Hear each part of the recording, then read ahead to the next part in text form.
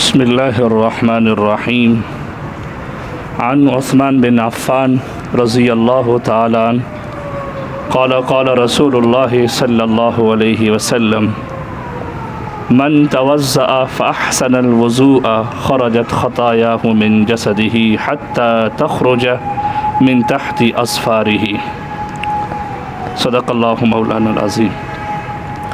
اس سے پہلے والے درس میں نے وضو کی فضیلت کے حوالے سے چند باتیں عرض کری تھی۔ آج بھی انشاءاللہ وضو کی فضیلت کے حوالے سے چند باتیں عرض کروں گا، اللہ عمل کی توفیق عطا فرمائے۔ حضرت عثمان رضی اللہ تعالیٰ عنہ سے روایت ہے کہ نبی کریم صلی اللہ علیہ وسلم نے ارشاد فرمایا، جس شخص نے وضو کیا اور اچھی طرح سے وضو کیا، یعنی سنت کے مطابق وضو کیا، تو اس کے جسم سے سارے گناہ نکل جاتے ہیں، یہاں تک کہ اس کے ناخنوں کے نیچے بھی جو گناہ ہے نا وہ بھی نکل جاتے ہیں۔ من تحت اظفارہ، ناخنوں کے نیچے جو گناہ ہے نا وہ بھی نکل جاتے ہیں۔ عمل کتنا چھوٹا ہے لیکن اس کا فائدہ کتنا بڑا ہے۔ ایک اور روایت کے اندر جس کے راوی حضرت ابو ہریرہ رضی اللہ تعالیٰ عنہ ہیں کہ نبی کریم صلی اللہ علیہ وسلم نے صحابہ سے کہا کہ میں آپ کو وہ اعمال بتاؤں جس کی وجہ سے اللہ تعالیٰ گناہوں کو مٹا دیتے ہیں اور اللہ تعالیٰ درجے بلند فرماتے ہیں۔ صحابہ نے عرض کیا، یا رسول اللہ ضرور بتائیں۔ آپ صلی اللہ علیہ وسلم نے ارشاد فرمایا، تکلیف اور ناگواری کے باوجود وضو پورا کرنا۔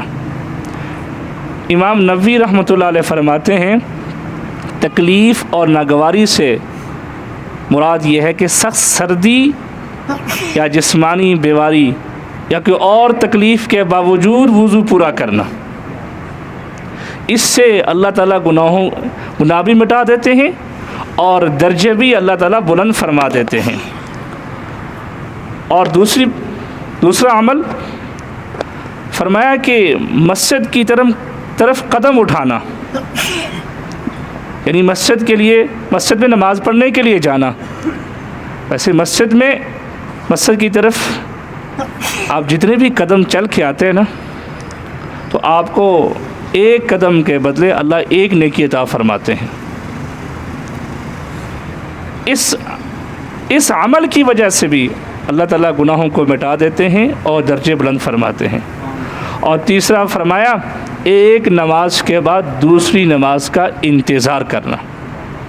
یہ 3 اعمال ایسے ہیں جن کی وجہ سے اللہ گناہوں کو بھی مٹا دیتے ہیں اور درجے بھی بلند فرما دیتے ہیں۔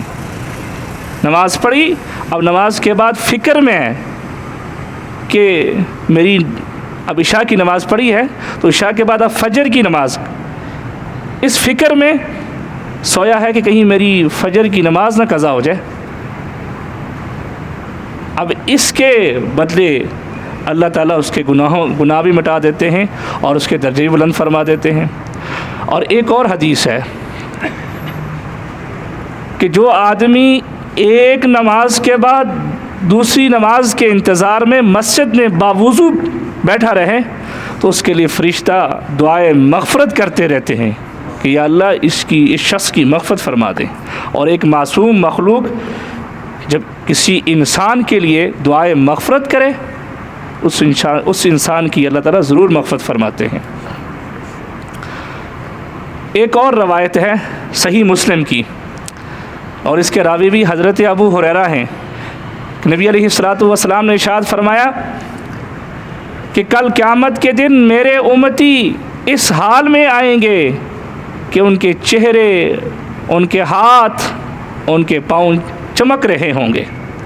اور فرمایا، پس تم میں سے جو شخص یہ چاہتا ہے کہ اس کی روشنی بڑھے، اپنی روشنی بڑھانا چاہتا ہے، اپنی نورانیت بڑھانا چاہتا ہے تو وہ وضو کیا کرے، وضو کثرت کے ساتھ کیا کرے۔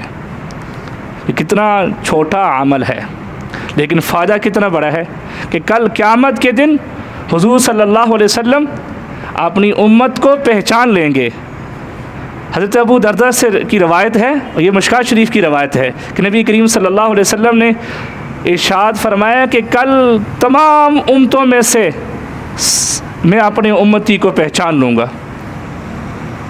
تو کسی نے عرض کیا یا رسول اللہ اب کیسے پہچانیں گے؟ آپ علیہ الصلاۃ والسلام نے ارشاد فرمایا کہ میرے امتیوں کے چہرے چمک رہے ہوں گے، ہاتھ چمک رہے ہوں گے، یعنی اعضائے وضو چمک رہے ہوں گے، اس وجہ سے میں اپنی امتی کو پہچان لوں گا۔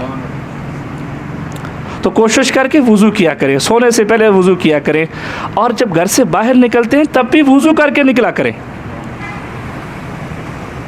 آخری بات، ایک اور حدیث ہے جس کے راوی حضرت عمر بن خطاب ہیں کہ نبی علیہ الصلاۃ والسلام نے ارشاد فرمایا جس شخص نے وضو کیا اور وضو کرنے کے بعد کلمہ شہادت پڑھا، اشہد ان لا الہ الا اللہ و اشہد ان محمدا عبدہ و رسولہ، اس کے لیے جنت کے 8 دروازے کھول دیے جاتے ہیں، جس دروازے سے وہ چاہے اس کی مرضی یہ داخل ہو جائے۔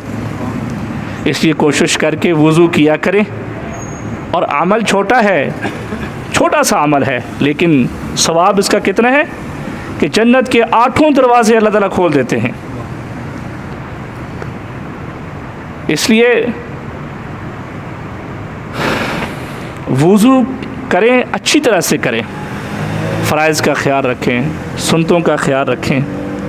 اور ایک بات نوٹ فرما لیں، یہ جو وضو اور باقی دیگر نیک اعمال سے جو گناہ معاف ہوتے ہیں وہ صغیرہ گناہ معاف ہوتے ہیں، کبیرہ گناہ کے لیے توبہ شرط ہے۔ اللہ تعالیٰ سے دعا ہے کہ اللہ تعالیٰ ہمیں صحیح طور پر وضو کرنے کی توفیق نصیب فرمائے۔